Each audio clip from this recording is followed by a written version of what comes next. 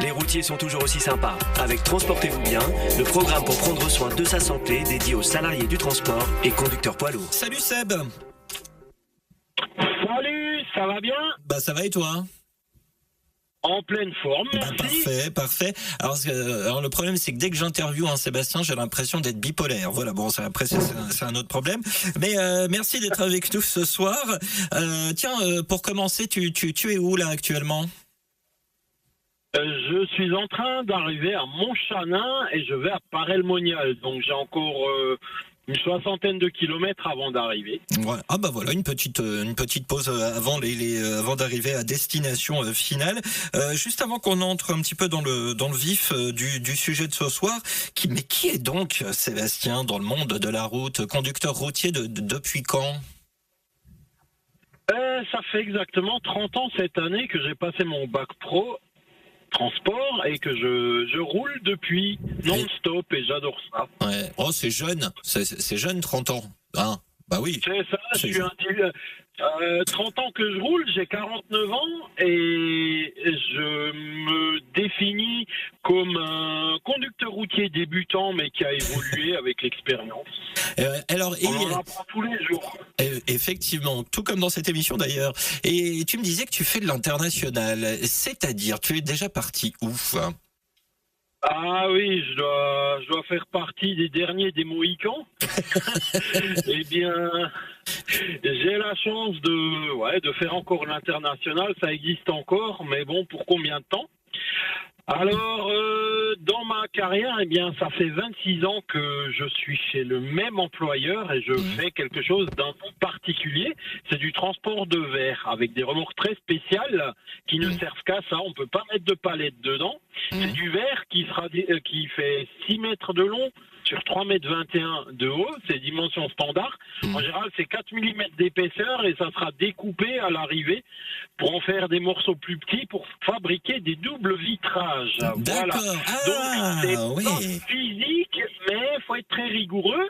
Ouais. Et donc, pour mes destinations, aller là où je suis allé le plus loin, j'étais déjà, on va dire, pas loin du Cap Nord, entre Narvik et Tromsø en Norvège, mais en plein hiver.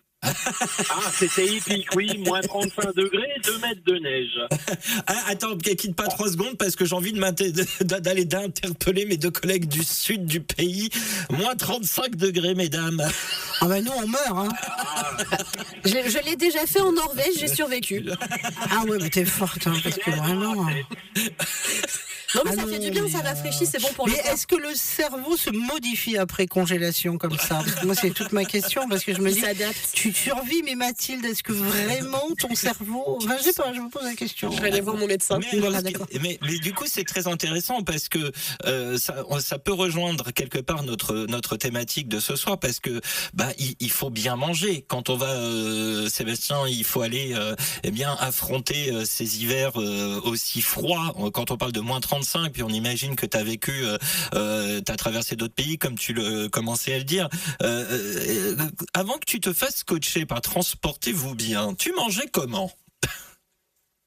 Un peu n'importe quoi et un peu n'importe comment. Donc c'est simple, on ouvrait mon frigo dans le camion, et avec eux de la saucisse, de la charcuterie, quelques yaourts et du fromage. Oui, mais ça tient chaud. Ben voilà, avec des températures comme ça, poté auvergnat tous les jours, quoi. C'est obligatoire. Bon, et vous l'avez entendu à mon accent un peu pourri, je dis toujours j'ai l'accent grave. Vous doutez bien que je viens d'une région où on adore la charcuterie. Ça serait pas la Franche-Comté par hasard? Presque. Presque. Un peu plus loin, voilà, au bord du Rhin. Au bord du Rhin, l'Alsace. Je vais pas vous apprendre les gros mots, mais... Non, pas là. Alors, justement, parce que du coup, toi, est-ce que tu as été souvent voir ton médecin pour voir comment ta santé elle se faisait à force justement de très longs voyages, de partir à la semaine, voire plus longtemps que ça, évidemment. Est-ce que tu consultais souvent un médecin pour savoir comment ta santé se portait? C'est quelque chose que j'ai plus ou moins négligé, je dois honteusement l'avouer, mais je n'ai jamais eu de soucis de santé significatifs. Je faisais quand même un peu attention à à pas tomber malade, à ne pas avoir de la tension. D'ailleurs, c'est comme votre auditeur précédent qui vous a écrit, Emmanuel, si je me souviens bien. C'est ça. Avec le grand fauteuil en rotin. Non, je plaisante. Eh bien, en fait, moi, je prends les choses comme elles viennent et je m'adapte. Surtout, j'évite de m'énerver, je reste zen. J'ai des collègues qui sont assez admiratifs, qui disent « Mais comment tu fais pour rester aussi calme ? Nous, on est toujours en train de calculer à quelle heure on va arriver, par où on va passer. » Je dis « Mais reste zen, prends les choses comme elles viennent. Il y a une route qui est barrée, cherche un itinéraire pour éviter ça. Ça va aller, de toute façon, tu vas y arriver. Tu auras peut-être un peu de retard, ben préviens, mais ça va bien se passer. » Donc déjà, être zen dans sa tête, ça fait déjà beaucoup. Mais après, il faut surtout faire attention à son alimentation. Donc moi, justement, le programme Transportez-vous bien, ça m'a un peu ouvert les yeux. C'est pas que je dois me priver de tout ce que j'aime, mais je dois faire un peu plus attention aux quantités et essayer de varier au maximum mon alimentation, c'est-à-dire manger des légumes. Alors bon, les 5 fruits et légumes par jour, j'aimerais bien vous y voir à manger 5 pastèques le lundi, 5 le mardi, bof quoi. Non, en fait, l'idéal, j'ai bien retenu ce que ma coach, vraiment quelqu'un de très sympa qui s'appelle Irène. On l'embrasse. Un prénom pas courant. Ah ouais, voilà. Et Irène m'a dit... Ouais. 2 doses de fruits par jour, c'est-à-dire 2 poignées. Donc ça va, on risque pas de se tromper avec les pastèques ou les noix de coco. Voilà, donc 2 poignées de cerises, 2 poignées d'orange, une banane par exemple. Voilà. Et ça fait combien de temps que tu le suis, ce programme ? Ça fait combien de temps ? Ah, je crois que ça doit bien faire 6 mois. 6 mois. Et tu as commencé à sentir certaines différences déjà ?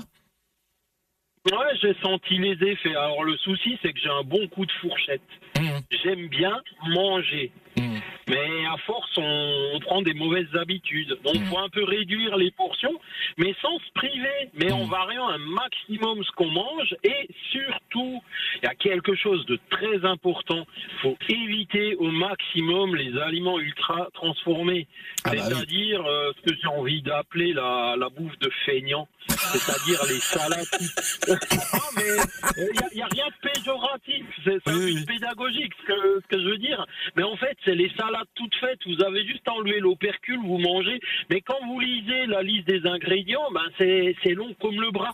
Il y a des additifs, il y a des épaississants, il y a plein de trucs pas bons.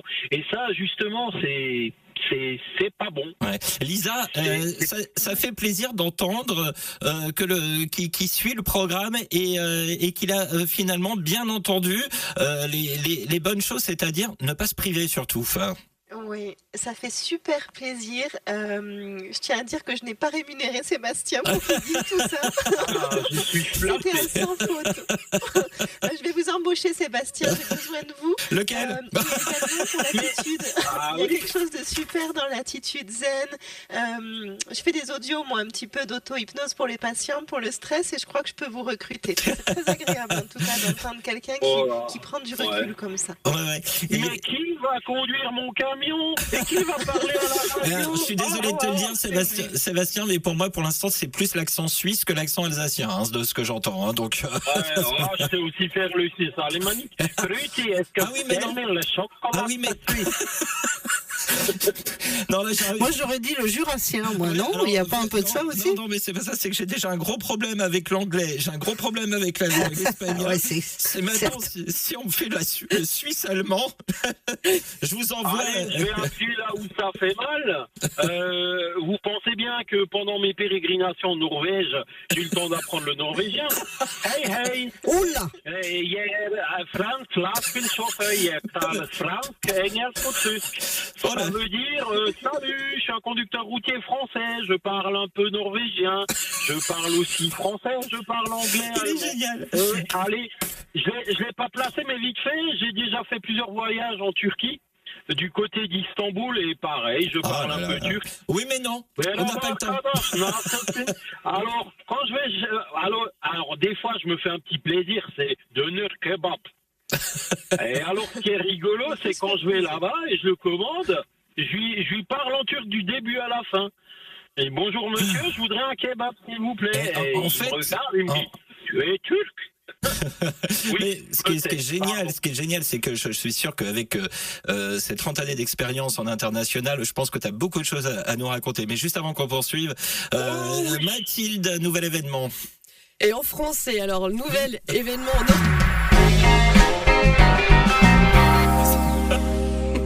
Enfin, que je reprenne. Bon, moi, si je peux dire juste quelque chose, Sébastien, il revient quand il veut, hein, parce que franchement, il nous ambiance complètement la soirée. Mieux que Céron, hein, pour moi. On va me lancer dans la radio. Bon, en tout cas, Sébastien, en fait, non, ce qu'on a très très bien compris, et c'est important dans cette émission de ce soir, même si je risque de repartir en fou rire dans 3-4 secondes, non, ce qui était très important, c'est que voilà, le coaching, transportez-vous bien, t'as vraiment finalement apporté les bonnes solutions, c'est-à-dire, on va se le dire franchement, pour éviter de faire n'importe quoi, parce que surtout, en termes de nourriture, quand tu pars aussi loin, c'est pas forcément évident de tomber malade en Norvège, quoi, quand on habite en France, quoi. Ouais, c'est ça, le froid, ça tue les vilains microbes, et là-bas, ils mangent du renne, du saumon, essentiellement, du bouilli à la vapeur, rôti, grillé, tout ce que vous voulez. Lisa, voilà. Est-ce qu'on valide ça, ces aliments-là? J'avais peur que vous me demandiez, je connais pas trop. Malheureusement. Alors j'ai l'impression de manger des protéines avec du gras, ça doit être bon parce que les protéines c'est dur à digérer, ça réchauffe. Donc je me dis que ça réchauffe plutôt les corps et il faut du gras parce que c'est la deuxième source d'énergie du corps. Mais honnêtement, j'ai pas appris ça quand j'ai passé mes études. Il faudrait que j'étudie. Eh ben voilà. Bon. On est avant du gras. Maintenant, encore vite fait, je vous promets, je reste bien dans le sujet. Il y a aussi quelque chose qui est très important, il faut bouger. Il faut bouger. Je suis allergique au sport, ça me donne de l'urticaire, mais néanmoins, marcher le soir quand vous faites la pause, au lieu de vous vautrer bon, moi je lis beaucoup, mais allez, au lieu de faire, je sais pas moi, des jeux stupides sur le téléphone, vous prenez vos baskets, vous allez marcher, ne serait-ce qu'une demi-heure, et ça va vous faire le plus grand bien. Il faut y aller petit à petit, c'est quand c'est brutal que c'est douloureux, et puis doucement vous prenez le rythme et je vous assure ça va mieux. J'ai des collègues qui font ça et vraiment ils sont heureux et ils peuvent plus s'en passer. Et ils m'ont dit fais comme nous. Et Irène m'a dit la même chose. Voilà. Deux choses importantes. Deux choses avant qu'on se quitte. Là, deux choses importantes. La première, c'est que je rêve de te rencontrer pour qu'on puisse échanger directement, parce que je pense que t'as plein de choses à nous raconter et on ira manger un morceau tous les deux. Et deuxième chose, est-ce que t'as un petit coucou à faire passer avant qu'on se quitte? Oh là là, il y a tous les copains, les collègues. Alors il y en a un, je lui ai dit t'écouteras ce soir. Il me dit quoi? À 21h30? Mais non, j'aurais déjà regardé mon film pour adultes. Dodo et fini, voilà. Il m'a dit ça, je lui ai dit ça, t'aurais jamais dû me dire, je vais en parler ce soir. Et il me dit t'es tellement fou que je te crois. Salut à tous ceux qui me connaissent, qui me reconnaissent à ma voix, mon accent et Seb qui vient d'Alsace et qui transporte du verre, voilà. Je suis pas une légende, j'ai pas cette prétention, mais il y en a plein qui me connaissent. J'ai l'impression d'entendre mes collègues qui rigolent quand on est au téléphone en journée. C'est le même rire. Merci. Dirait Stéphane. Merci pour ce bon et on a perdu Seb. On a nos numéros, hein. Voilà. Bon, Seb, faut lancer le trafic maintenant. Merci Seb d'avoir été avec nous. Bon, en tout cas, en plus on a passé, il nous a fait passer un super moment, mais en plus il a su faire passer les bons messages, donc ça c'est encore mieux, tout dans la convivialité. C'est l'émission. Je dois vraiment te couper parce que je suis très en retard sur le point trafic, mais en tout cas un grand merci Sébastien. Là c'est À bientôt. À bientôt Sébastien. Bonne route. Le 107.7, l'infotrafic. Toujours aussi sympa. Est-ce que vous ne savez pas, c'est qu'il a continué hors antenne pendant que je lui disais au revoir. Ça m'étonne pas. Et que, en fait, il m'a dit que j'ai été soft. Ah bah dis donc. C'est ça, soft. Alors là, forcément. Ah oui, non, mais je comprends que ce soit difficile de repartir après. Mathieu, il était plein d'énergie, comme Evelyne Thomas. Ah ouais.